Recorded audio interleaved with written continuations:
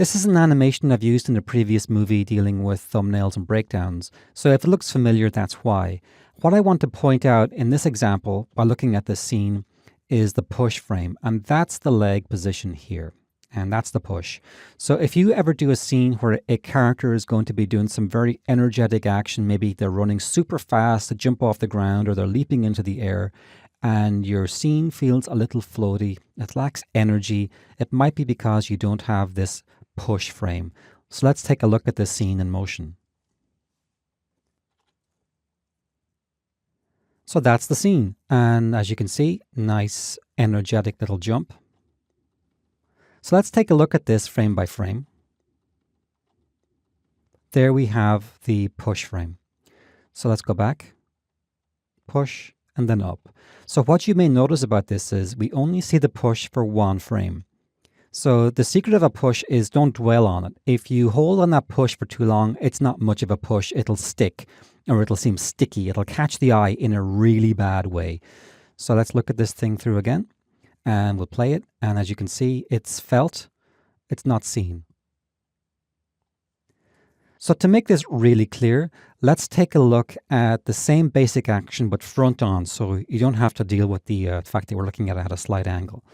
And in this case, we go into number 7, which is a little anticipation to the jump. On frame 10, we have our straight leg.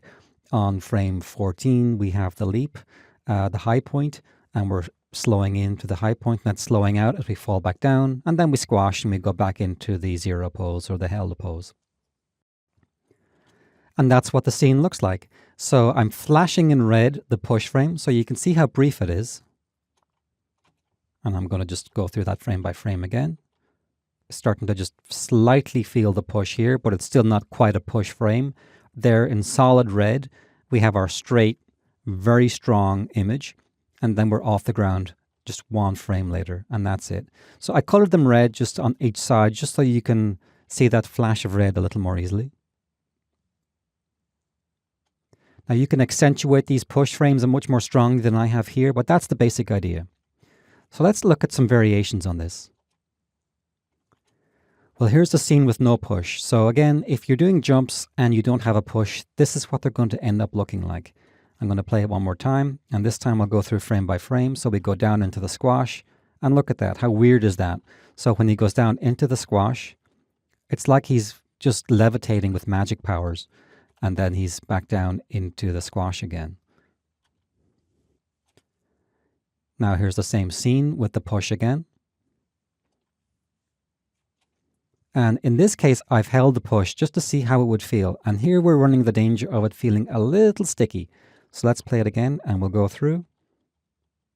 So there's our push. And in this case, I thought, what if we just stretch the leg a little bit so that the tip of the toes are just holding onto the ground?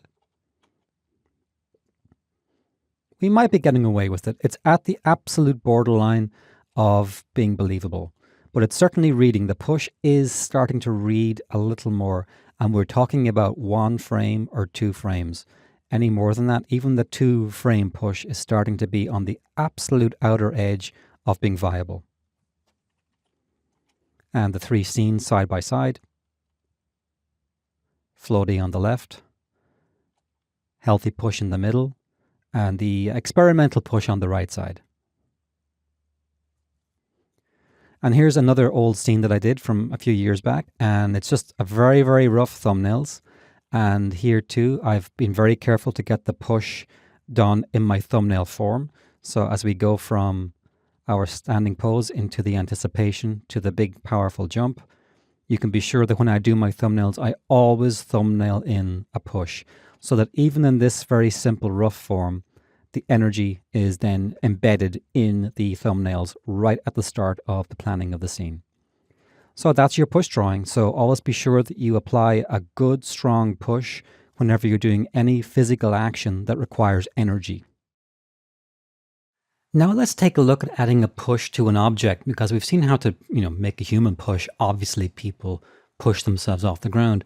But if you're going to do some of the magic furniture and the kind of things we've seen in animated films throughout the years, it still applies to these objects. Now, here this says push, but there really isn't much of a push here. He goes from the anticipation and he's right into the air. So let's see what that looks like. So here's the scene with no push. He goes into the attic and he jumps. If I go through slow-mo, he just leaps off. And it actually works, but it doesn't have a lot of oomph to it. So let's add a push and see what happens. Now we have a little bit of a stretch right before liftoff. That's right here. And this is our push. And then he's off. And here I've just increased the vault. So he goes higher than he did on the previous version. He still has the same push, but now he really rockets off. And that's the beauty of the push frame. It just gives you more power. If you want the character or the object to believably accelerate with some force behind it, you really have to have a push. All three together. Now, were I to take the figure on the right with no push and to lift him as high as the guy on the right side, I think it would look a little fake. So the character on the far right has the excuse to get that high. The one on the left really doesn't.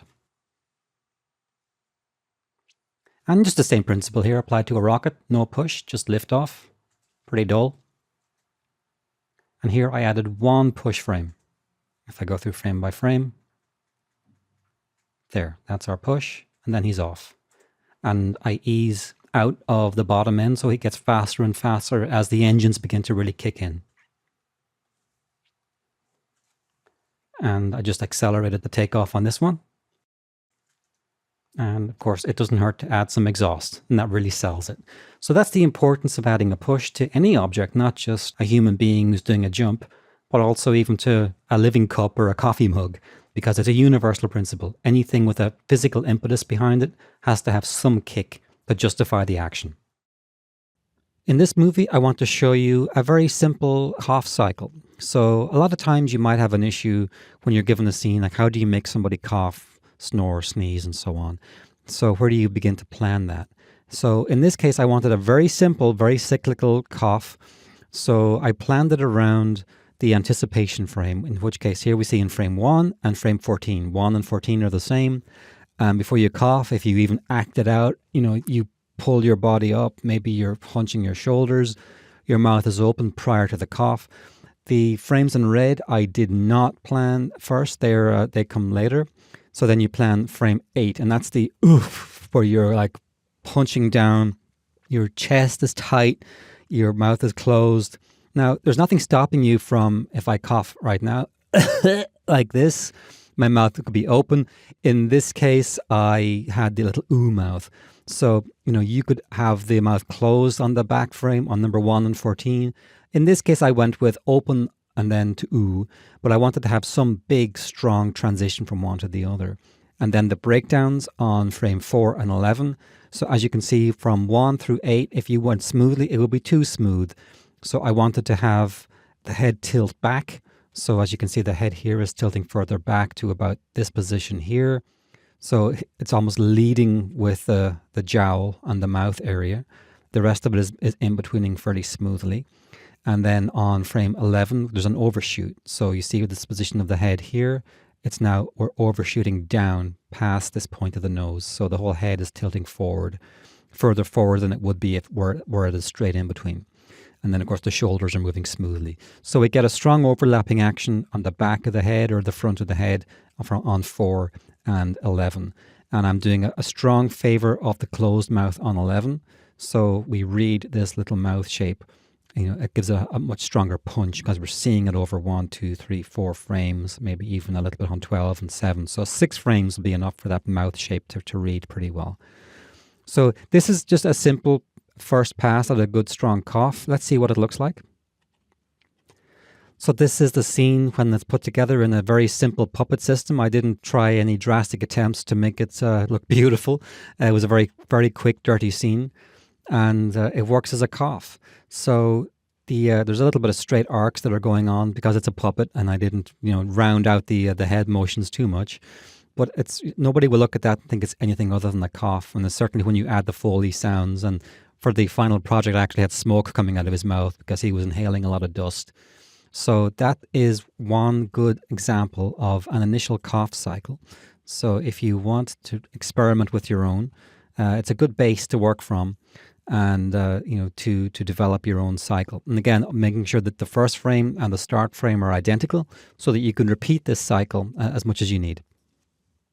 Let's take a look at a very simple action that we can enhance using some other basic techniques, and that's the snore. So in this case, we have most people snore happily when their head's immobile. So we have our character here, his head's not moving. The only part of his body that's really moving is the mouth and the nose area. So we have frame 1, mouth closed. Frame 13, the mouth is at its maximum open as he's inhaling. 27, the maximum exhale. And then we move very carefully back into the closed mouth on 33. So let's take a look at what this basic action looks like. So that's the basic cycle. If you take the original timing I gave you, replicate that with your own scene, you'll get something very similar to this. And it works. He's clearly snoring, but it doesn't have that essence of a snore. So let's see how we can begin to add that. So what I'm going to do is to add a stagger. So between 13 and 27, we're going to stagger the frames. And that means we're not going to play them in the sequence 13, 14, 15, 16. We're going to play them out of sequence. Now, whether or not you can actually do this depends on what software you're using. It's going to be much easier if you're using a 2D-based program like Flash or Adobe Animate, as it's called now, or Toon Boom Harmony or TV Paint, something like that. If you're working with a 3D program, you might need to render your frames and take them into something like After Effects and reorder them in there. However you do it is up to you. Obviously, I can't cover every piece of software out there. I'll show you the basic principle and leave it up to you to figure out if it's worth your while to achieve this desired effect. So essentially what you do is you render out a sequence of in-betweens slowing out from one pose, in this case the wide open mouth, and into the closed position, the closed mouth or the ooh shape. Whatever way the stagger is, it's generally moving from one frame into another one, or easing in or easing out. And then instead of exposing the frames 1, 2, 3, 4, 5, 6, you've exposed the frames 1, 2, 3, 2, 3, 4, 3, 4, 5, 4, 5, 6, and so on, until you finally end up easing in at last to the final frame in the sequence. So I'm showing you the numbers 1 through 12, but they could be any sequence of frames. If your stagger could begin on frame 90 and end on frame 102, you'll go 90, 91, 92, 92, 93, 94, 93, 94, 95. And this gives this shuttery effect, and that's what we're going to see applied now to the snore. So now we have that very simple stagger. This is about the simplest possible stagger that you can achieve. And now we're getting that classic cartoony snore feeling. So if you want more subtlety, the good news is it can be achieved. We're going up now one level of complexity, because to achieve the really, really lovely staggers that are quite subtle, we're going to animate 2 sets of snore action. From 13 to 27, we're going to have one set here and one set here. So the bottom set will move from this shape into the 27 mouth, which is identical on both, but we have 2 separate sets now. So we'll go from 13, and whatever you want to call these, you can call these 13A through 27 or 13B through 27, or you can number these 13 through 27, and these could be even numbers, 14, 16, 18, which is what we would have done traditionally on paper. However you do it, you want 2 sets, 13 through 27, mirrored here, and then we're going to move between them. So this is the original basic stagger pattern that we've already seen, and on the lower level, the zigzag pattern. And as you can see, we have 2 sets all easing in from 1 through 30, and on the bottom, 1 through 30. And what we're going to do is to expose between them. So I'm going to show you what happens when we move from odds and evens. So I'm showing you the green and the blue levels. So we're still moving from our start position to the stop position, but we have 2 separate start positions that will then shutter from one into the other. And now look at that. We have a really, really nice little flutter, like a little sing-song, as he's moving from the open mouth into the ooh mouth.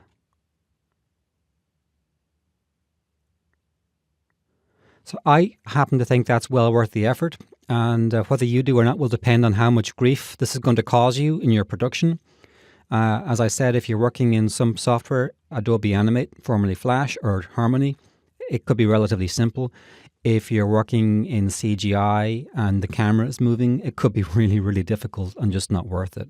So this is one area where the traditional flat animation style does have a simplicity advantage over the more complex CGI, Maya, Max versions of animation software.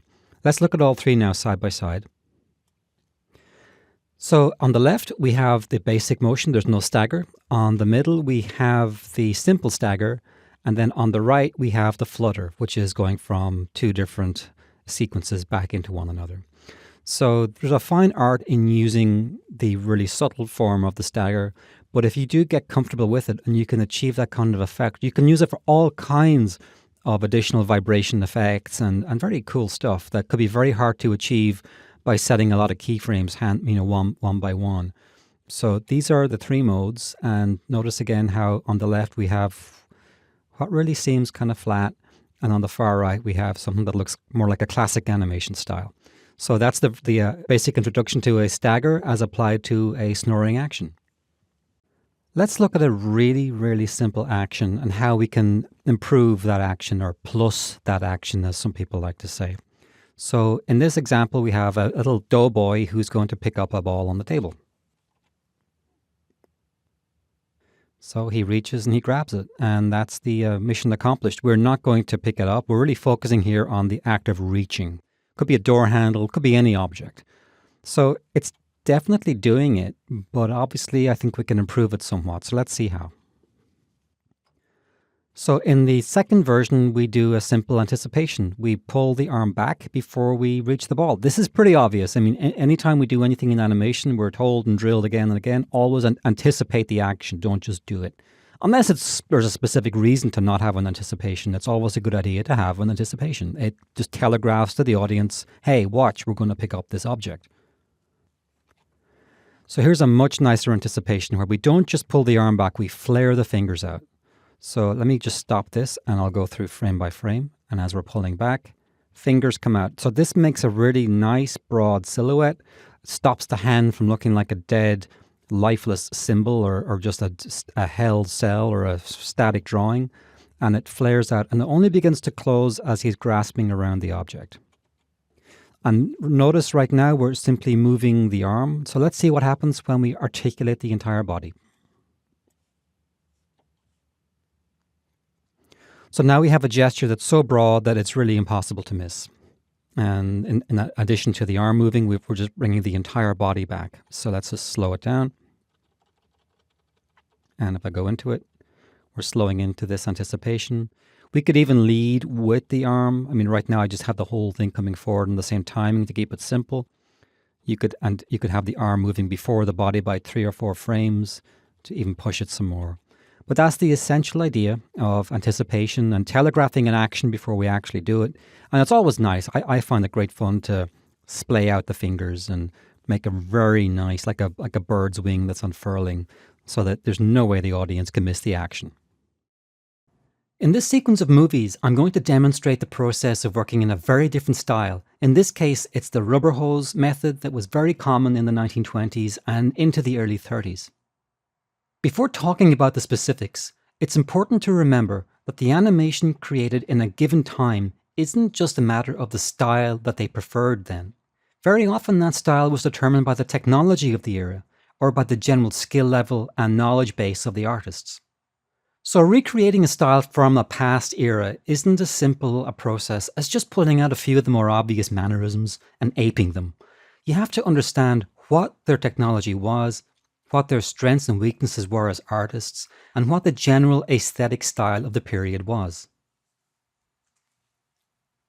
The animators in the 20s hadn't yet developed the 12 principles of animation that we're familiar with today, so their work reflected that fact, not just in the way it looked, but also the way it moved. But first, before we begin to look at that, let's just look at the style, the aesthetics of the period. So in case you think this design looks eerily familiar, and before I get a letter from the lawyers, it does bear a passing resemblance to many characters in that time, but especially the character Bimbo, created by the Fleischer Studio. But I promise that this resemblance is superficial. Most of the studios of the time used a very similar library of shapes, and I'm going to show you more examples later. Designs had very few corners or sharp edges, but because being round made them much easier to draw. Because the cartoons were in black and white, they tended to favour very strong black and white colours for the characters against lighter backgrounds. That's why you see white faces and black hairlines and white gloves. And they also did very simple eye shapes. So in this case, we have pie eyes, the pizza slice eyeball, which sometimes have an eye circle around them, and sometimes they're just little black dots. So they're very appealing, very simple designs like teddy bears. And this is a panel from a previous course I created about drawing cartoon characters for animation. And in this case, you see in the top left, the original Rubber Hose design type, and in contrast, the more developed, artistic, and sophisticated design style that you would see in the 60s and 70s from the Disney and Bluth studios. Now, very quickly, I'm going to run through some of the major figures of the period, and I strongly advise you to look these people up yourself and do a little research if you want to get into this style. So we'd start with somebody like Pat Sullivan, who was the producer on Felix the Cat. And again, look at Felix, and he's unusual in that his ears are pointed. That's an unusually deviation from the round style of the time. And he has sharp points too on his cheeks. If you look here, we have a sharp point here, one there. Other than that, he's made out of bubbles. And here's a blurry, kind of difficult to get the nice screenshots of these guys, but here's a blurry one of Felix. And again, you can see the roundness and the appeal. And here's Bill Nolan, another one of the people involved with Crazy Cat. And here is Crazy Cat again with a very, very round design style. So you see the similarity to the character that I'm going to be using in this course. And these guys have heads so round, they may as well have been drawn with quarters. And according to one story, the animators used little coins to draw the outlines of the heads. And of course, we have Bimbo from the Fleischer Studios. And here's a close-up of Bimbo from one of his more famous cartoons. And of course, Disney were one of the prominent studios of the time. The Silly Symphony series, which began very early on and was one of the prime movers. Winsor McCay is an animator who predates this style, and he's very interesting to look at because he shows you what animation was capable of before the Rubber Hose period. He was really a one of a kind. And I strongly advise you to watch The Sinking of the Lusitania, which was made 100 years ago in 1918.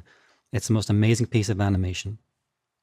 And Disney's famous animator, Ub Iwerks, who was one of the groundbreaking animators who developed many of the techniques that will go on to be used in the future. So in research for this movie, these are the shorts that I look at primarily, and you'll see a common, style between all of them, with the exception of The Sinking of the Lusitania, because Winsor McCay was a class of his own. But the rest of the studios were very much working in the style that you're going to see. So the thing to remember about the time was that the principles of animation that we learn today really hadn't been fully developed yet. They had only been partially found or were about to be developed. So the principles that they really were either weak on or non-existent in almost were squash and stretch, anticipation. Their animation style was more straight ahead than pose to pose. Follow through and overlap barely exist, if at all. The ease in and ease out, their timing tends to be very, very railroad, very even, mushy. They do use arcs, but secondary action is weak. There's some, but it's very, very crude. Timing, again, is very simple. Things are spaced very evenly, very smoothly. They exaggerate like we don't do today. They were the masters of exaggeration. Solid drawing, not so much. Appeal is very strong. So if I was to gauge the relative amounts at which these were used, it would be something like this. And this is just maybe an estimate from me looking at it. You might come to a different determination of it. But in terms of strengths, their strengths were exaggeration and appeal. They were very uninhibited. And you'll see that as you begin to look at their work. They did crazy things. In some cases, animating entire backgrounds. Some of the sequences they did are quite astonishing. So let's look at a very simple animation, typical of the kind of thing that you would see in the period. And these are my very quick thumbnails. And it's a very simple action. It's a cycle, 2 keyframes, 1 and 5, and we cycle back into 1, which is renumbered as 9. And that's it. So again, there are only 2 keys. So we animate into the first to complete the cycle. So there's a little change of orientation on the head in the down position to give us some dimension, but that's about it. There is almost no squash and stretch. I put a little bit in on the belly, but other than that, there's no squash and stretch. The secondary action on the ears is very weak. There's no opposing action or on the breakdowns. So in other words, there's no interesting animation happening here or here. It's a straight in between 1 to 5 and 5 to 9. And if you look at the timing, it's railroad tracks. That's a railroad. There's no slowing in. There's no easing in or easing out of any of these drawings. It moves smoothly. So the end result is the figure that you see on the left. That is the classic 1920s style, a happy bounce. On the right side, you're probably wondering, why does this look so much better? Well, it looks so much better because I added all of the modern techniques that they didn't have at the time. So that's why the style, the character can be identical, but the animation style can be completely different. So whether or not you do a work like the figure on the left depends on how authentic you want to be. If you want to animate a project that's meant to look like it was animated in the 1920s, then you have to animate in the style of the left, which is the 1920s.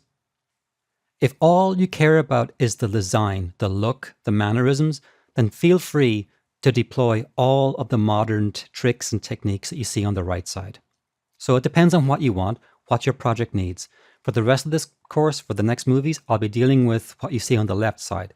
I want to make a scene that looks like it was done 90 years ago. Let's take a look at the movie that I want to create.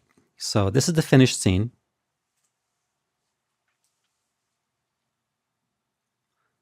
So our little generic 1920s rubber hose guy walks in from screen left to an old abandoned shack, sees a skeleton and does the classic "I am scared." And we see the dotted lines go from his eye to the skeleton and little shocked lines come out of his head because that means you're scared.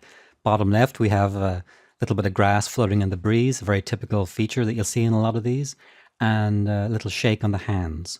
But that's about it. It's charming, cute, and he doesn't blink. That's about the one thing he doesn't do, but that's not a big deal.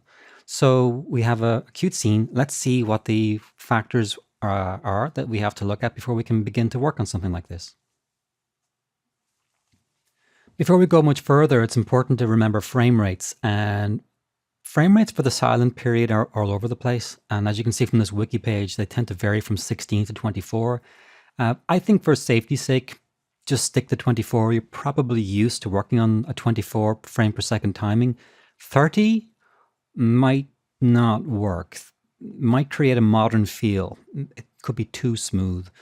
And 12 may be too slow. Animating on 2s or 12 frames a second, I think, is a later invention of the Disney studio. And I think most of the shorts that you'll see from this period, I think they just animated 16 to 24 FPS. So maybe just stick to 24. I don't think you'll go too far wrong with that. Very quickly now, I'm going to run through some of the characteristics of 1920s animation. And don't take my word for it. Watch them yourself, and these will jump out at you. So they liked short cycles, 2 frames to 8 frame cycles, really snappy and simple, easy to do, and they could loop them over and over again. And that was a good way to save money and time too.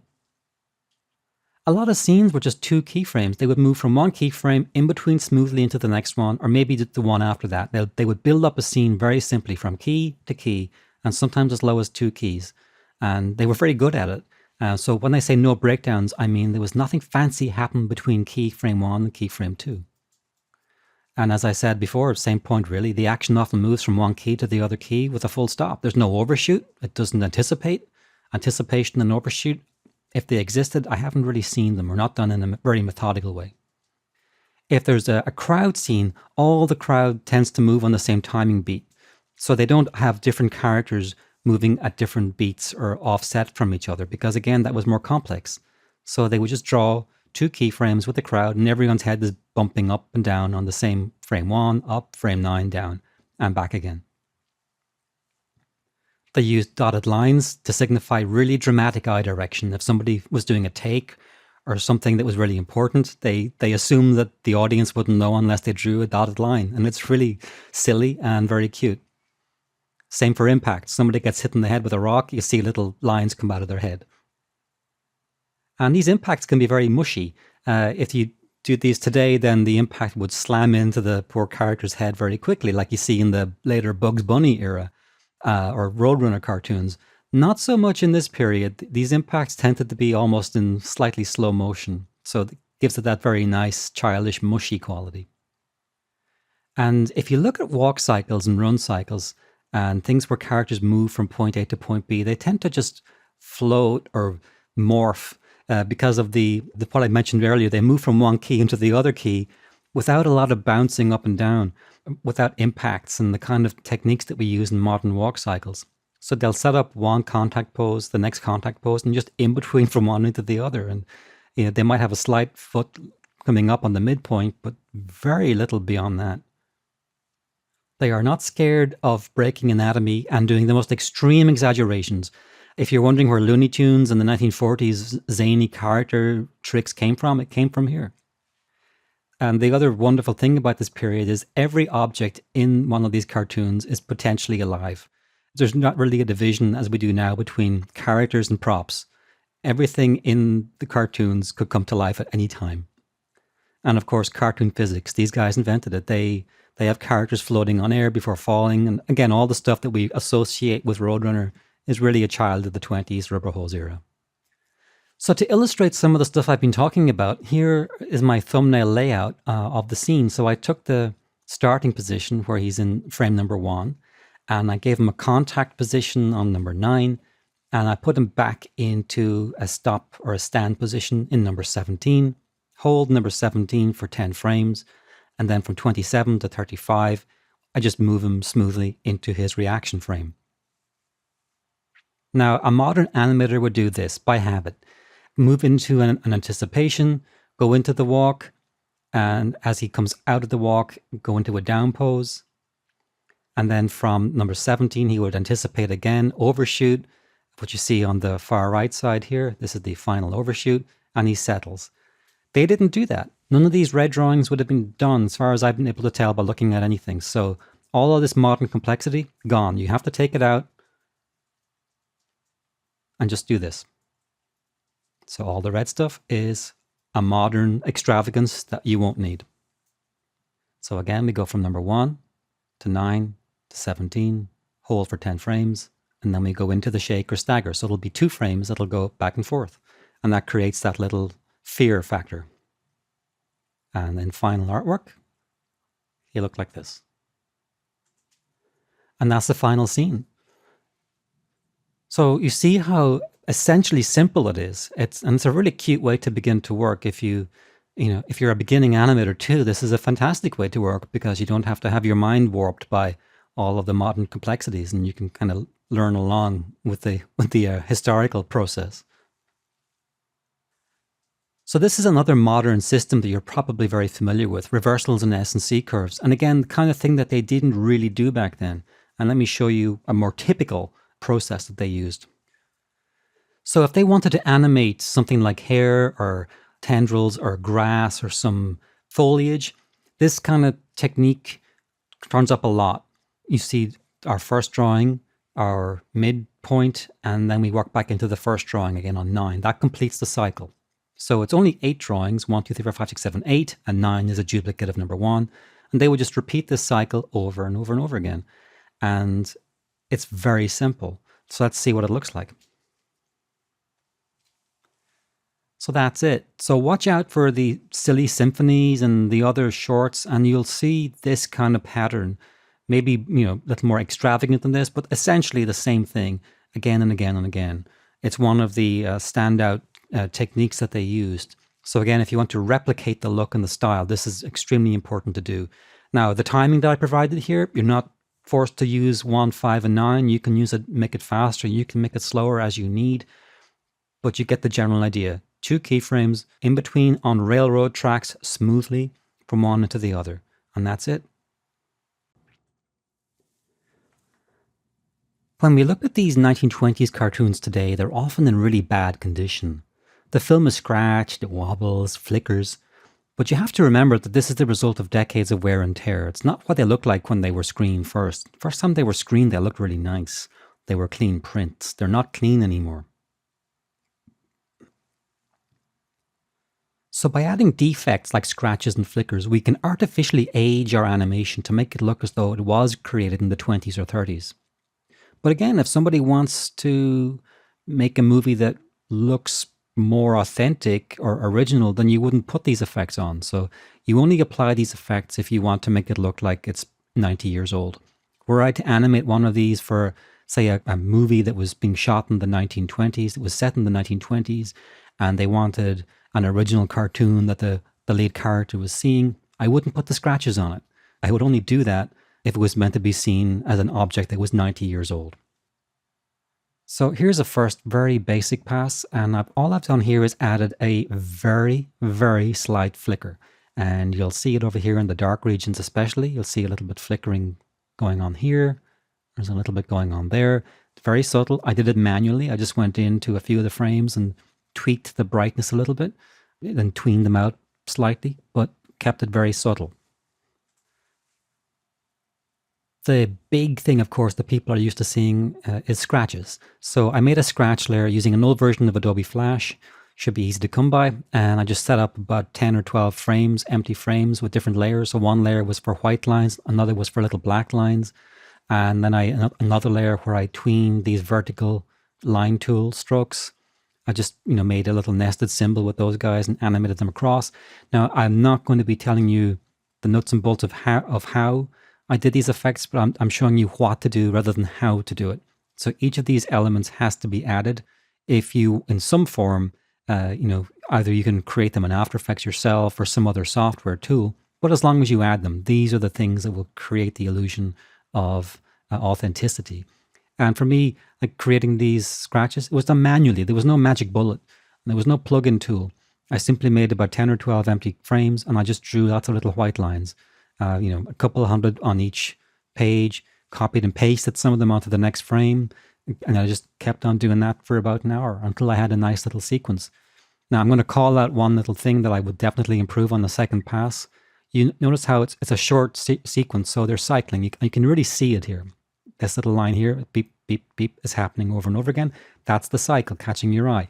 So I would suggest that as a longer cycle, 24 frames might be better than 12, but you can copy these drawings and rotate them or flip them horizontally. So once you have a few frames, you can then just reorient them in whatever tool you use. You could even make them in Photoshop and bring in a PNG sequence if they're done at the right resolution. So it's not that you need high-end video tools to do this. Another technique you can try if you really want to lay it on a bit thick is to blow out the light.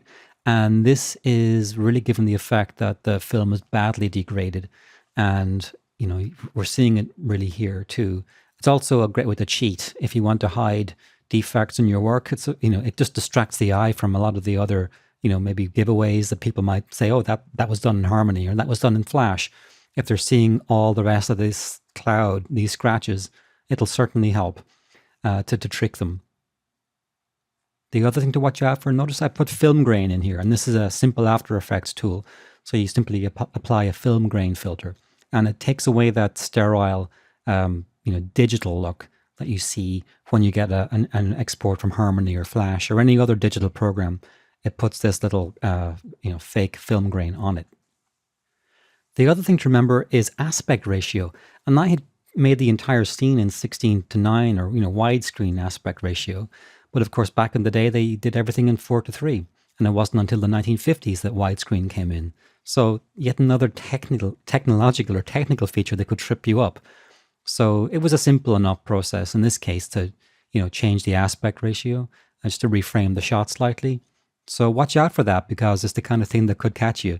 You could end up with a lot of surgery to do if you didn't have, as I was lucky, I had a lot of space that I was able to play with. But if you were limited, if your stage was cropped too tight, you might have to cut things out. So here is the actual scratch layer.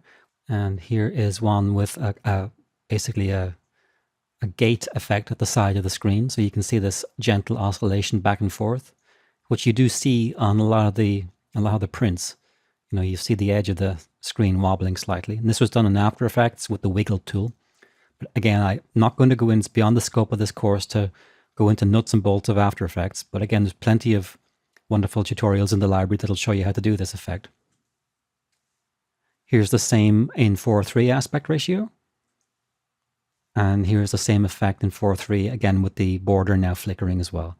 So that's it. That is the process of creating a scene. I'll go back to the widescreen version now and just show him without all of the scratches.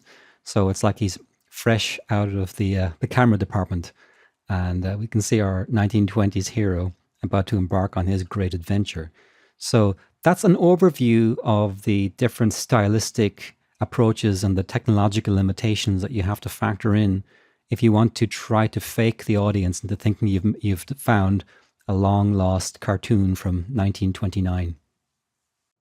One trick that we often use to loosen up our animation and also to give us strong poses into the bargain is the principle of using reversals, or also good strong line of actions. So you have to have a good strong line of action and then reverse that into another drawing with a similar good attribute. So let's take a look at this guy, and he looks angry, looking down at the ground, and now we reverse him into another pose that's built around a different line of action. So I've shown this by going from blue to red. The color change represents a change in a reversal in the line of action. And it's a rough line that goes from the base of the feet to the top of the head. And here we reverse him into an S-curve. Now the trick I find with these lines of action is to keep them simple. C curves and S curves, and you go from one into the other as you need. So we go again from this into yet another reversal, a strong pose here, and another one here. It's pretty vertical, so they don't have to be bending out into crazy lines. They can if you can get away with it.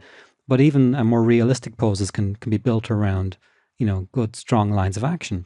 So again, were these key poses for one scene, it would be a pretty good sequence. We'd have he starts angry, he's about to get into a fight, he thinks maybe he's wrong, scratches his head. Oh, he was wrong. There's no reason to fight. So we've already got like a very nice sequence of poses that would lead into a pretty good scene. That would be a nice, loose way to work. So let me show you some actual finished examples and you'll get the idea.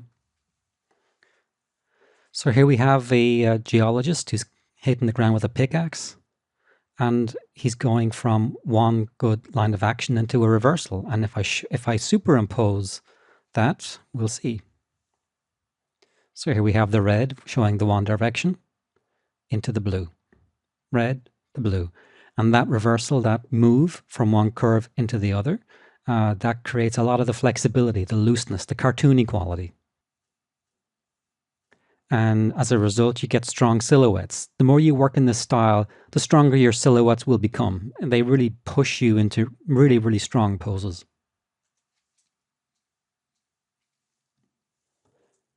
Here's another example. Now, it might not be immediately obvious where the lines are, but let me superimpose our line of action again. So he starts at red, blue, red, back to blue. So 1, 2, 3, 4. There's no way any audience member would be conscious of that, but they will feel the looseness. And that's what you want. You don't want the audience to be conscious that you're doing this, but you want them to feel like your animation is flexible. And again, here we are. And once again, notice strong silhouettes.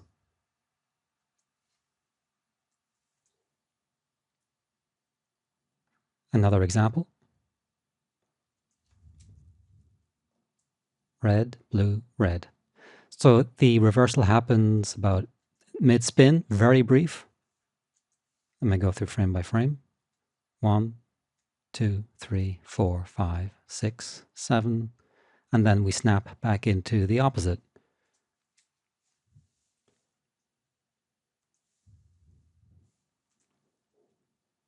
And there you see. And again, notice the strong silhouettes. The action reads even without the internal details. So again, the trick is use a good strong line of action. Number one, it gives you a great pose with a good strong silhouette.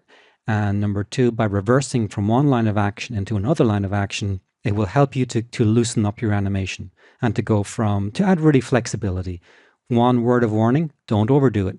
If you go back and forth too often, your figure will start to look like he's made out of jelly or jello. So be very, very careful about too much of a good thing. But properly used, this is a really great technique for making your animation cartoony if you feel it's a little bit on the stiff side. A very simple technique to understand is opposing action. And that is the basic principle that when one part of the body moves in one direction, a different part of the body moves in the opposite direction to balance it. And we tend to do this unconsciously, so much so that we're not even aware that we're doing it. So this is an animation from a previous course about how to animate in the 1920s style. And it's a great way to illustrate it because they built entire scenes just using opposing actions like this.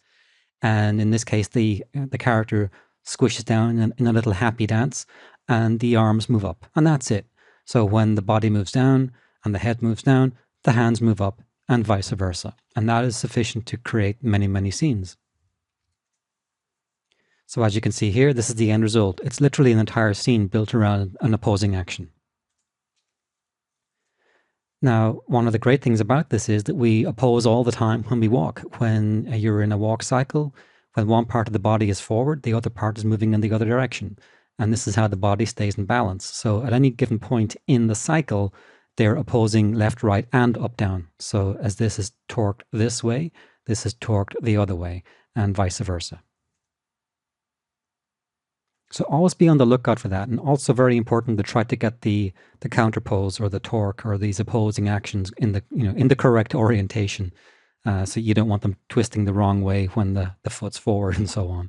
So let me show you another example. This is from my previous course on flying creatures. So it's a dragon. And as you can see, in any flying creature, when the wings are moving down, the body will tend to move up. And there are many more subtleties in this scene than that, but that's the basic essence of, one thing you want to get right in a flight cycle. And this is from another course I've done about animating monsters. So if you want to see that, then please follow that course. But as you can see, there's a very nice opposing action right at the beginning. And I'm going to go back in and just frame by frame that. So we're about at the beginning. The head moves down, the elbows move up, and the lower arms. So we have this nice opposing action. Very creepy too. Also, he begins to lead with the elbow. Notice too, as that elbow comes forward, the head's moving back. Another opposing action. And then they all begin to gather as the walk moves on. And then any opposing actions will be fairly subtle at this point on. The usual, opposing actions that you'd see on the legs. Nothing too dramatic. There's a little subtlety on the arms as they move. You'll see sometimes the arms will move up as the body moves down, or they'll change orientation to one another. So it can be very subtle, almost hard to point out, but as you follow through, so different things are moving at different times. But definitely the opposing action at the beginning of that scene was what gave it that menace. Simple little mono-wheeled robot. And again, we have some very basic opposing actions here. And again, I'll go through frame by frame.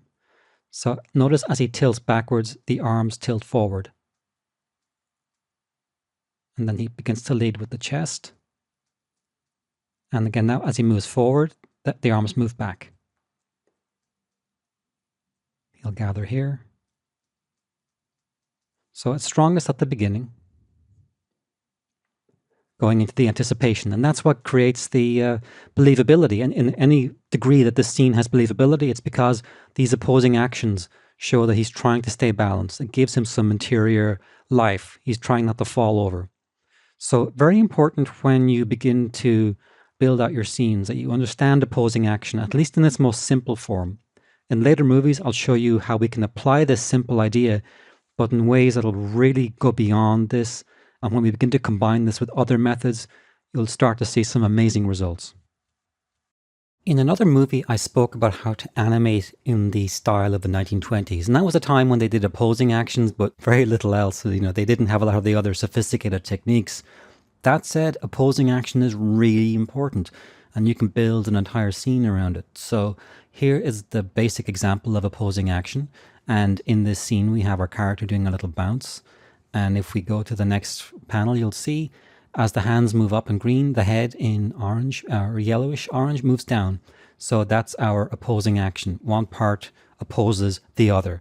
And you can oppose left and right, you can oppose up, down, all kinds of different ways to have an opposing action. So let's take a look at how we go beyond this. How do we go beyond this to loosen up this scene? What's the actual process of doing it? Now, what we're going to move on to now is overlapping the timing. And this means moving things at different speeds. As we see each version, I think you'll see just how powerful this is and why, if you don't do it, why you absolutely should do it. First, this is our scene with no overlap. He is just using an opposing action, and it's very cute. It's very simple. It's appealing. Great. Excellent for 1929 or 1931 even. But we need to go beyond that for a modern audience. So before I do that, let's just look at the final thing on the right side. That's what we want to achieve. We want to start overlapping the action and moving different body parts at different speeds. So again, no overlap.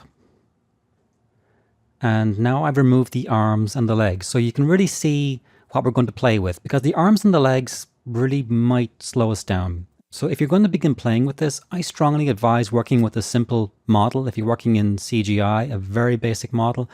If you're working in Flash or Harmony or some other puppet system, again, forget the arms and legs. Just get your head around this first and see what comes out. You can always attach arms and legs later. So the first thing I've done is to delay the head by 1 frame. So what this achieves is it offsets the animation of the head so that it's not mechanically bolted onto the body.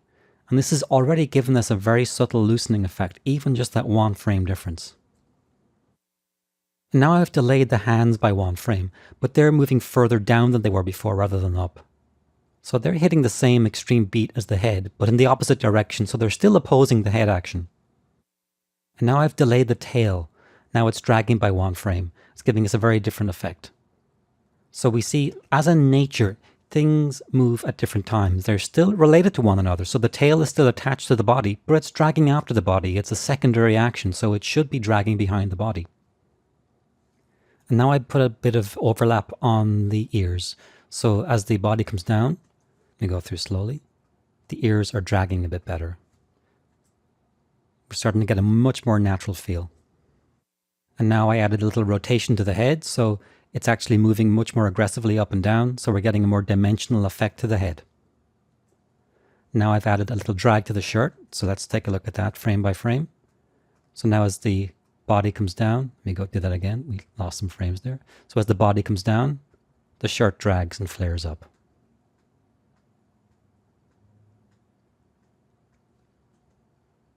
And that's pretty much it, and the final step will be just to go back in and make sure that the hands and the legs are all hooked up. The hands and the legs are basically determined by the position of the hands and the feet. So the arm can only be attached to the body and the wrist can only be attached to the hand. So don't be handcuffed by the limbs. The primary action, what you really want the eye to focus on, is the position of the hands, the positions of the feet, the position of the head. And the legs and the arms primarily will be, secondary to those. And so once again, this is why you want to focus on overlapping action as a very important aspect of your career, because it separates a whole tier of animators who can and cannot do it. If you can't do it, if you can't really break apart your character, so that you're not afraid of having extreme actions happen on different on different keyframes, you'll never be able to achieve the effect that we see on the figure on the right side of the screen. So I would say this is probably one of the most important techniques when it comes to loosening up your work.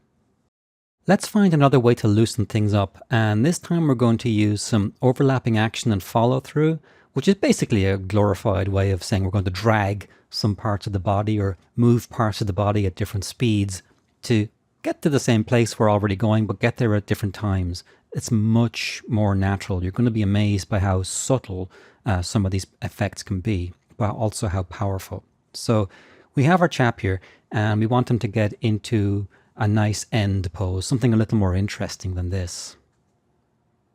Hand on hip. So that's jaunty little angle, head's tilting a bit. But it's a very boring way of getting him there. He's just moving from one key into the next key. There's a very slight lift on the foot in between the two, but there's really nothing fundamentally exciting about this. But we can break it up and make it much more high quality. So let's see how. So the first thing to do is to drag one of the parts. Now the easiest way to do this is with the arms.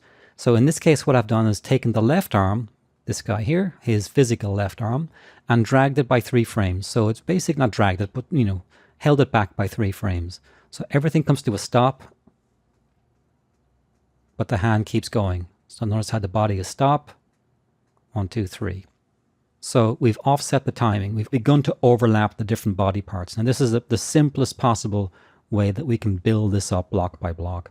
But you should have a lot of these kind of overlaps throughout your scenes, no matter what you're doing. So that's the first one. On the second pass, I did something similar with the right side. So his physical right arm now is coming into a stop 5 frames later. Let's do it frame by frame. Body stops. The left arm stops. The right arm still moves. You can just about see it move there. Extremely subtle. So we're not trying to do something totally over the top here, because I want to show you just how minute you can make these little changes. They're really wonderful. So now the next change, probably so tiny you can barely notice it, and that's to drag the head, or to slow down the head by 2 frames. So now everything is coming to a stop, but whereas the head used to come to a stop with the body, now it's coming to rest about 2 frames later. And again, it's slowing in so subtly up here, you can barely notice it. That's the whole point. Let's look at it again. Now we're starting to have a very different sensation from this scene. And now let's get fancy. I overshoot the torso, and this means I have to settle it into its final rest position 4 frames later. So now we have, if I just go through them one by one, the left arm is slowing by 3 frames, coming to a stop 3 frames after everything else. The right arm 5, the head 2, and the torso 4. The legs are pretty much in the same position. So this hip area is the only part that really stuck at the original timing, and that's fine. So let's look at it again. So now we're starting to get that classic look. And this is one of the techniques that really sets apart classic Disney style, Warner Brothers style, Don Bluth style animation, feature style animation from the kind of stuff you tend to see on television. So this is, if your ambition is to work at the feature end of the spectrum, this is the kind of technique, the system that you really have to start figuring out. You can apply some of this stuff in TV animation, stuff with a much faster turnover, but the high-end subtle stuff is much harder to get away with. So on this one, I have delayed the foot by 1 frame. So this foot now is coming in 1 frame later. Again, just to vary it up a little bit. But what if we have clothing? In this case, I've gone back to the 1970s and given them some nice flares. And this is a fantastic opportunity to start testing out your overlap and follow-through skills. And be cognizant of the fact that the material will be made out of hopefully some reasonably heavy, weighty substance. So give some idea to what material. If it's denim, if it's silk, it'll move at a different speed. So in this case, I thought some medium, kind of slacky kind of material. I'm not a fabric expert, but something like a pair of just generic slacks. So we're not looking at jeans here. Jeans would be maybe stiffer than this.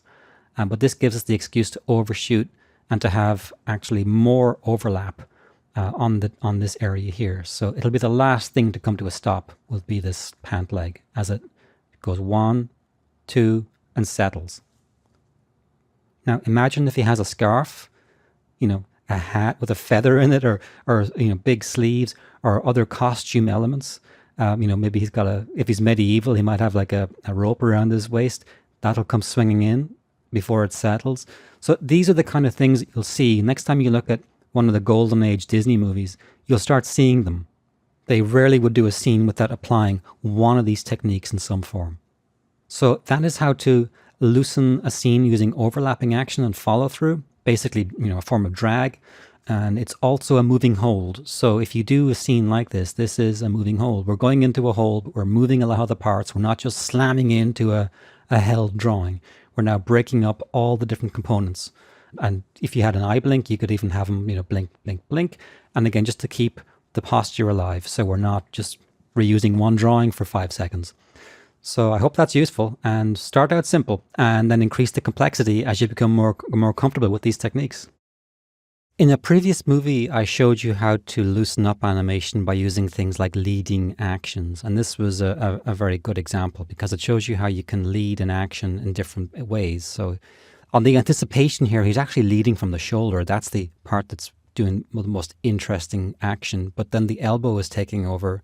Here it's leading. And then finally the finger leads. So let's take a look at what this looks like in animation. So that was the final scene, and you can see how the actual leading works. Let me go through it a little slower, like frame by frame. So he's leading with the shoulder, then elbow, then the hand. So it happens very quickly. And by letting different parts of the body lead at different points in the scene, you get this really nice effect. That's what separates a lot of really good animation from a lot of the cheap stuff that you tend to see on TV. So if you're familiar with my courses, you know that I'm a thumbnail fanatic, and I like the thumbnail on lined note paper because it gives you like a foot line. You've already got your guideline for the foot, like right across the page. And you can then also gauge out the position of the head. So, I can use the lines to make sure that the volumes of the head are the same. So that explains these lines. So here we have a nice example of the shoulder leading right here. On the breakdown frame in red, the foot's taking over and this elbow's leading as well. We plant the ground here. But again, this point here is now almost pulling the body. You can imagine like a string pulling that elbow all the way over. And simply by applying this process to your scenes, I think you'll find that they'll have much more natural qualities to them than they might otherwise have. Here's a really simple example. Not all your thumbnails have to be as complete as that one. And here we have, on the anticipation, we're going to have a big lead on that breakdown, for example. I would really pull that foot between 17 and 23. This foot here will be like really like slamming down, like almost like a point, leading that entire action. And I would bring the head dipping down to give a nice little sneak. So that's how we use this process, this technique of leading actions to do interesting things. On a previous course, I created a beautiful animation of this mummy from a course that deals with how to animate monsters and alien creatures. And here we have another example of the head. The head is anticipating. And we also have an opposing action on the shoulders. And the elbows here lead. They break and lead. So we go from here to a nice little leading action on the elbows as they're pulling the whole body forward. It also breaks the joint. So you have a joint that's pulling this way to a joint that's pulling that way. Note that the elbow here leads but doesn't break. So you don't have to break the joint, but it certainly helps to go from this V shape to a reverse of that V shape. And then we reverse back again before we're in this stiff mummy walk. But the one I'm really most proud of is the zombie walk. And this is a great example of how to do what might be, if you didn't understand some of the tricks, where would you even begin?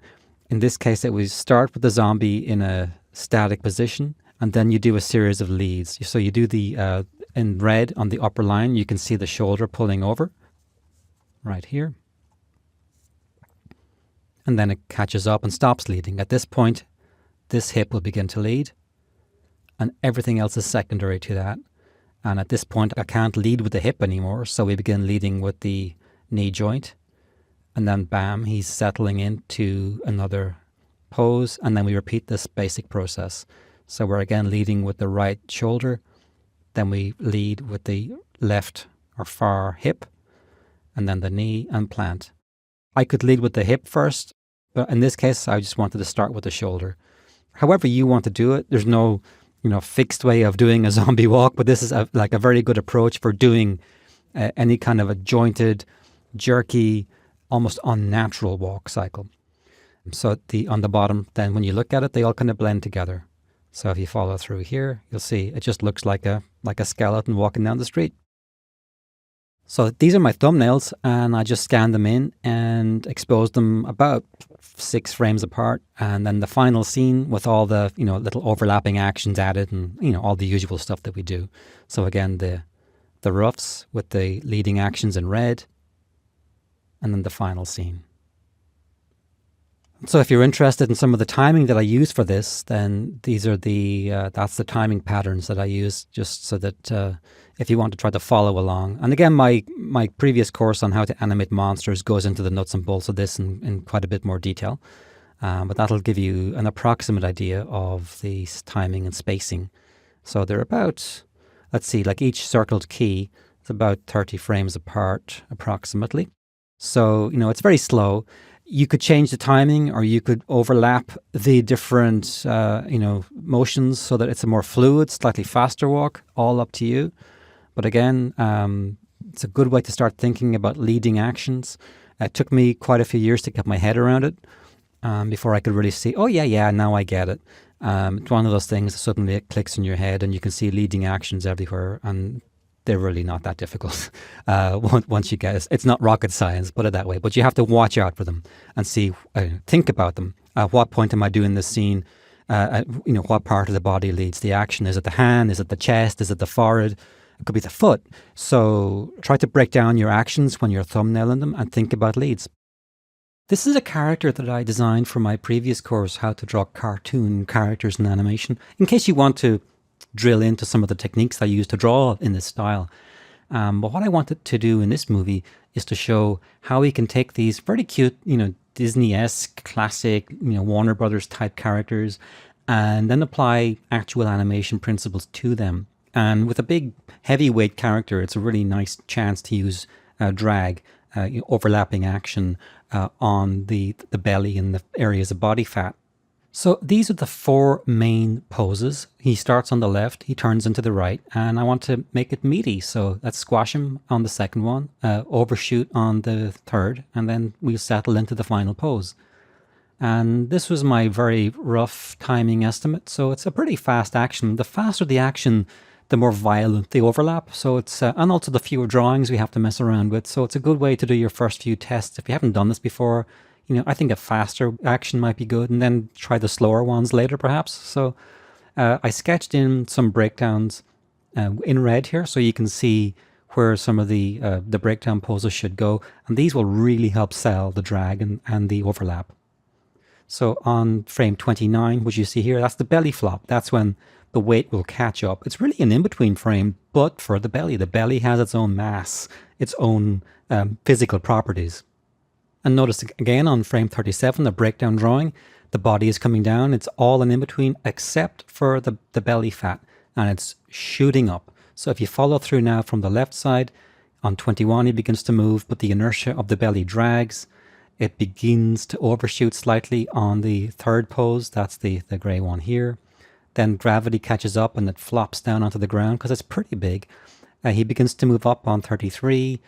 But the fat is still catching up with the momentum of the upward motion, so it overshoots. As he comes down, there's an opposing action, and the belly fat shoots up, and then it'll all settle in here. And at the final point too, it's nice to have as he goes past 41, the belly will, or moves into 41, the belly will flop down, overshoot in 49, and settle. So let's go through this one by one. So that's the first one, the first key, the second, the third, and the fourth. Now let's look at just that with the breakdowns. 1, 2, 3, 4, 5, 6, 7, 8, 9. And ending here. That has a really good feel. Now I've timed it on 4s, so each drawing is held for 4 frames. So it's very evenly spaced. It's not very adventurous. So let's see what this is going to look like. So this is our pose test. So I've taken the pencil drawings into a pencil test system and just laid them out according to the timing. And it looks pretty good.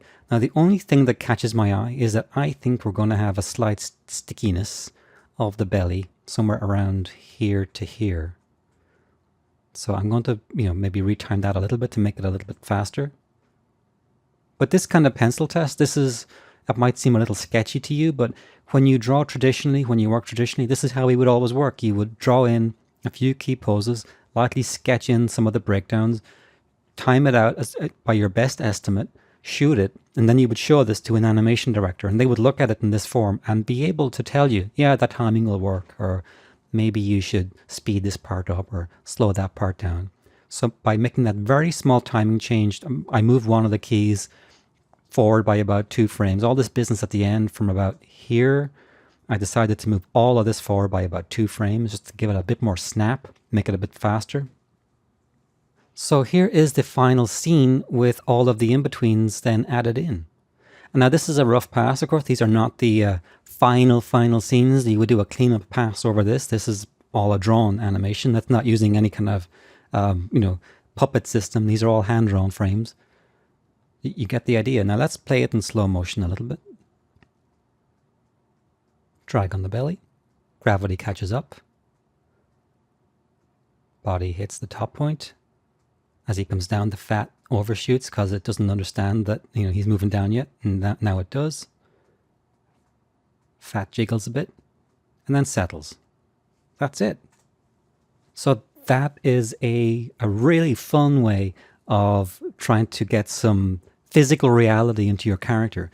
Now, I know depending on what system you use, it might be difficult or maybe even impossible to do this. But if you're working in any kind of puppet system that allows you to stretch body parts independently, then, or even certainly a CGI, if you're working in 3D, this is the kind of stuff you have to start adding. Again, if you want to move beyond the basic level of animation, let's say the TV level or the lower end of TV animation, into something a lot more interesting and sophisticated. So I hope all those techniques are useful to you when it comes to loosening up animation and boosting the quality. You'll often hear the words drawings, frames, and exposures used interchangeably, and there can be some confusion between them, but they do mean specific things. There may be times when it's really useful to know the difference. So the terms originate from the pre-computer age, before we did everything in CGI or with software. So let's take a look at that. First of all, a drawing is, as the name suggests, a drawing. So think of a drawing as a physical drawing on paper. The next step in the process, to simplify things, the drawing would be then transferred onto a sheet of transparent cell and then painted. Many cells are then shot under a camera and layered on top of the painted background. So you could have different cell layers for different characters or overlay objects, but you get the idea. So we started out basically with our drawings, and these contain timing charts. You'll see them on the top right corner of the page, and these have the instructions for the spacing and the timing of the in-betweens. Notice too at the bottom of these images we have the sequence, scene number, and frame number again. So this is B11, ball 11. The animator has the timing instructions here. These are little stickers, reinforcements that stop the peg holes from being stretched when you take them on and off the peg bars. So the next step for the animator would be to expose the drawings on an exposure sheet, sometimes called a dope sheet or an X sheet. It looks a bit scary, but it's really not that bad. This tells the camera operator how to shoot the scenes, how many frames each drawing will be exposed. So again, here we have the background layer, one drawing or piece of artwork, and it's exposed for all the frames. We have a character here, Joe, which we've named A01. These are an A, B, and C, but you call it J for Joe or an N for Jane, or animators pick different naming conventions, but you get the idea. So we have frame 1 held for 2 frames, frame 3 held for 2. In this case, we have a held drawing, B01. The drawing is exposed for 8 frames. So you see how we have drawings and exposures. In the modern era, the exposure sheet has turned into the timeline, and it's the same thing, but the information is much harder to see because everything is collapsed into a series of blobs. So nevertheless, we've all gotten used to, or most of us have gotten used to, these timelines, but the timeline essentially is your exposure sheet. It's just collapsed onto its side and compressed. Now, I'm going to be talking about this in more detail in a later movie, but I really want you to understand this because some software uses the terms drawings and exposures, in particular the program Harmony. And Harmony is one of the most popular programs now being used by animation studios. So when you use Harmony and they start talking about drawings or exposures, or if you use another piece of software that uses the same terminology, It's very important to know the difference between a drawing and an exposure. So as you can see here, this is the basic process of creating a drawing. And again, I'll be going into this in more detail later. But we have our rough drawings, our tie downs, and then the final cleanup drawing, which will then be exposed on the final production. So depending on what software you use to animate, or even if you're animating traditionally, there might be some people out there still drawing on paper. There's a fairly clean way of creating a final drawing.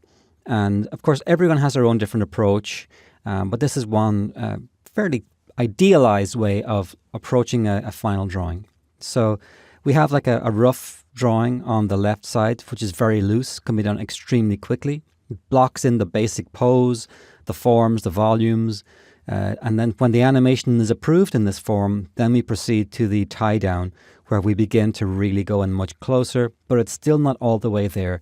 And then the final pass would be the cleanup, and that would be to allow the Xerox machine or the inker to hand draw or to Xerox or photocopy that artwork onto the transparent cell, which would be painted. That was the process in the traditional era.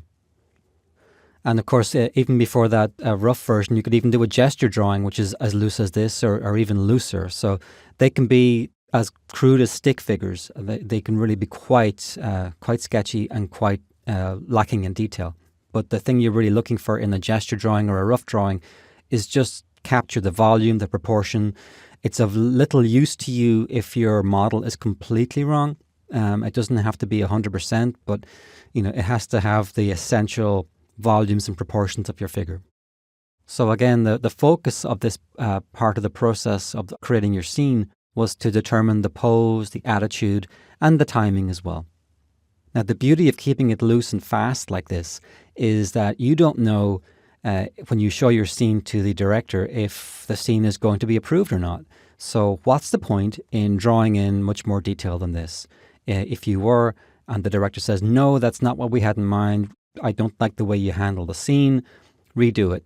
Well, you're going to have to redo all your beautiful drawings. So that's why for your first pass, even if you're the director, same thing. Don't waste your time on a lot of detail on your first pass. But let's say you've animated a scene in this form, your director likes it, you are ready to proceed to the next part of the drawing process, which is the rough. And now you're beginning to lay in other objects, the shoulder pads, the hair, some secondary elements. And again, finish the scene in this form, show it to the director. If they approve it, you go to the next part of this process, you tie it down. Again, you repeat. You're getting the idea now. You're a lot of repetition. You're fine-tuning and fine-tuning. At this point, when this scene has been approved in rough form, it'll go to the cleanup department, at which point the really tedious work begins, which is creating the final artwork for the painters. And when the cell painters are finished, then we have the final image. Now, if you are working in modern software like Flash, Animate, Harmony, TV Paint, or any one of these burgeoning, blooming, series of programs, and you're going to try to work in a more traditional idiom, meaning if you're going to work by drawing artwork in the program, and I've done this myself, then it's a really good idea to try to replicate as much as you can this sequence, this process, because this process was used for very good reasons back before we used the software. So it's a very good idea to try to replicate as best fits you and your drawing style, as much of that as possible, because it will enable you to lay down your scene loosely and quickly and then figure out, is that what I want, before you sink hours or weeks into one scene, doing it and drawing it lovingly frame by frame like this. Now, I will mention one last thing, which is that if you look at the animation that began to appear in the 1960s when the Xerox technology came in, and I'm thinking about movies like 101 Dalmatians and Jungle Book, they really began to get away from the extremely clean, almost sterile cleanup line, and they allowed more of a rougher line quality to appear. And what you'll notice a lot of the time is that although the cleanup line is crisp, it's also a little dead.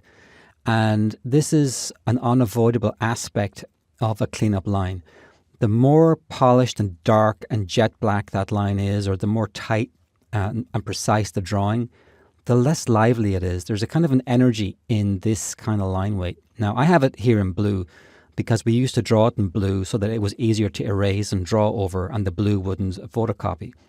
But I could have as easily drawn that blue line in black. And these days with animation software, you could, say in the program Harmony, you would be able to draw in that style and paint underneath it and match the color to that line. And I actually personally prefer this line quality more than this. Now, this is a matter of personal taste. Some animators prefer this look. Some prefer a sketchier, more natural media look because it has that energy or roughness and vitality to it that tends to get taken out in the cleanup part of the process. So again, just bear in mind that you're not forced to choose these days necessarily between a rough tie down and a cleanup line. You may be able to get somewhere in the middle or even, loosen up and be happy with this kind of jagged line edge. Because like I said, it's just got a more vital, interesting, scratchy look to it. In a previous movie, I showed you the stages involved in drawing a traditional scene. In this movie, we'll see what happens next when we take those drawings and color them. In the first few decades of the industry, the transfer process from cleanup to cell was done by hand. An inker would take a cell, a transparent sheet, place it over the drawing, and then trace it by hand. So this process was called inking, and it was slow, laborious, difficult, and expensive. And it also was slightly wiggly. It wasn't as precise because you're tracing the original drawing. There's always that slight loss of the original animation solidity. So it becomes a little bit wobbly. It's not quite the same as the original animation. Very close, but some small quality is lost and some other quality is added to it. So when the inking was completed, the sheet is turned over and then the figure is painted on the reverse side. So now when we flip the image back over, the paint is applied to the bottom of the cell, and then we have the finished cell, which looks completely smooth. So you can imagine how much time this took. So then there was a revolution in about 1961, and that's when the Xerox technology arrived. So this allowed the inking process to be simplified because the cleaned up drawings could be scanned into a machine, which then photocopied the cleaned up line work onto transparent cells. So this was much faster and cheaper. So the first movie to use this was 101 Dalmatians by Disney. Now, if you compare that movie to the immediate predecessor to that, I think it was Sleeping Beauty, you'll see an amazing change in the look of those films. The process of Xeroxing gave the movies a totally different style. I mean, you can even see small details like the construction lines appearing through some of the scenes, and it has a much looser, sketchier feeling. And although it's not as clean and polished, for me, this movie and the later movies that followed, like Jungle Book, look much more lifelike and really much more vital. This style continues right to the 70s into the early 1980s. And you'll see from the Don Bluth movie, The Secret of NIMH, and his Dragon's Lair Space Ace games, they're really the last hurrah for this style. So when I worked in the animation industry, and I worked for Don Bluth for about 4.5 years in the late 80s, early 90s, there was an inking department. Even though most of the work was still done by the Xerox process, there was still a need for ink lines. And here's a good example. So in this character, we have ink lines that have been applied here and here. Inkers would also be needed sometimes to fix broken lines. Maybe some of the line work got damaged in the Xeroxing process, so you might be missing a bit that has to be filled in by hand. So there was still a good bit of inking work required. Here we have some ink lines here and there, and I think there's one here. So let me go to what it looks like without an inking process. No inking, inking. And you can see the areas, if we had done it all without inking, the parts that are totally black have a much softer, nicer quality when we just add a few strategic ink lines to them. Here's another good use for an ink line, and if you have a character, say like a crow, or like a magpie rather, on the left side, you don't need much ink line work on him, but there are instances where if you want that black wing here to be visible to an audience, then sometimes it would be a good idea to ink that line in a bright color. so that it'll stand out against the black body. So there you see how important it is in this instance. Now here I've used white. There's no reason why you couldn't use a lighter gray or something a little less obvious, but this would be a good use for ink lines. And you still see ink lines. We still create them in Puppet systems and Flash, Animate, Harmony, all these programs. So we don't always use a solid black line. So again, this is what we mean when we talk about an ink line. So in terms of following through the history of the color process, the next big, milestone is The Little Mermaid. So this was the first film that used digital ink and paint, and only in one of the final scenes in the movie. And then in the next Disney film, I think it's The Rescuers Down Under, that's when the entire movie was created, was painted on the computer. In other words, no cells were needed at this point. So the cleanup drawings go into a computer and all the painting is done by clicking a button. I'm making it sound a little bit easier than it actually was, but this is still a vast improvement in terms of speed and consistency over creating the colors by hand. So this process is often called DIP, Digital Ink and Paint. So today, hand-drawn features are relatively rare, although they are occasionally produced, especially in regions outside of North America. Japan and Europe still produce a lot of hand-drawn animation.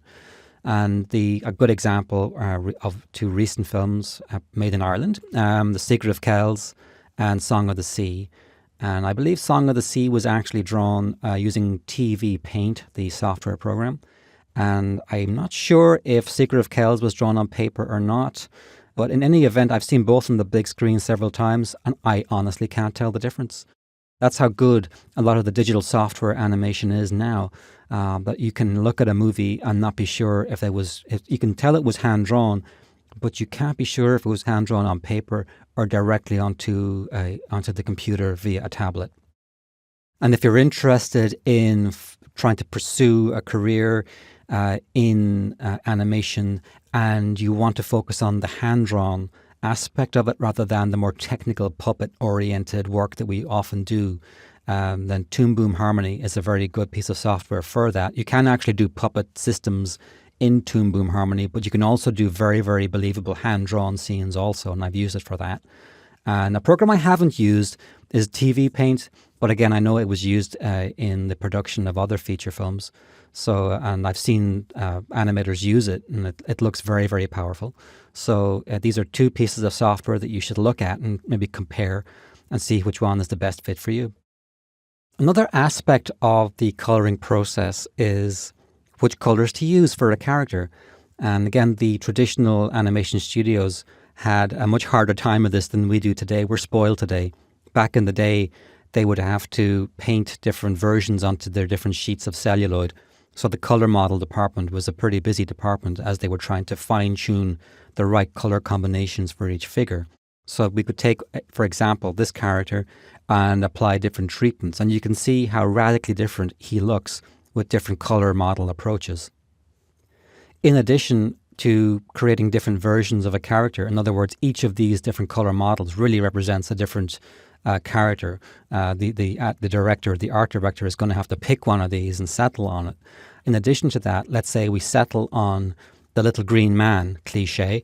We might still want to wonder what he looks like at nighttime. And in this case, this is a nighttime color model and a daytime color model. So, the lights, daytime comes, sun goes down, and he's going to look something like this. So we're going to need different color models depending on different environmental settings. For the most part, you can get away with your standard set, but you are going to need to do different treatments if you're going to have a lot of, say, night scenes or a different environmental setting.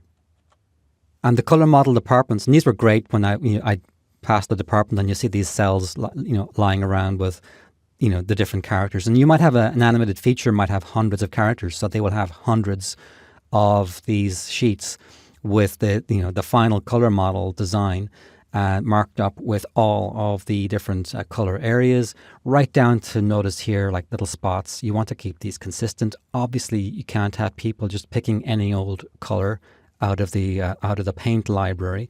So you want to make sure that everyone follows this. And the departments might have their own color, batch codes. So in this case, different color pots that are, mixed in the right quantities to be applied to each area. Now, in the modern age, we don't need to do this because most of us by this point are working on computers. But it would be a good idea to provide color swatches, and if you're working on a project where you're sharing, a lot of material. These days, we tend to use Puppet systems and rigs, in which case they come with the colors already kind of baked in. But if you're working on a project that in any way involves drawing or where it might not be clear, then you want to do things like apply, you might want to give RGB values. I've only had to do this a few times when a client was working on something that was like a corporate project where the color code was absolutely crucial to the trademark. And they said, we have to have this particular value, whatever it was, I forget what it was, but it was, they gave us the RGB numbers. So there couldn't be any mistake. They were so particular about it. So keep that in mind, especially if you're working on, say, a prestige project for a client who has a particular focus on, the look and the style. And one last comment, of course, to make is the familiar magpie crow design, which is two different birds depending on the color model. So simply by adding this color separation, this little ink line here, we have the difference between two entire. What's going to look to it? I'm not a bird expert, but to me, the one on the left looks like a magpie. The one on the right, a crow, maybe a raven. So that is the importance of how you can completely change the perception of a character based on the assignment of different colors.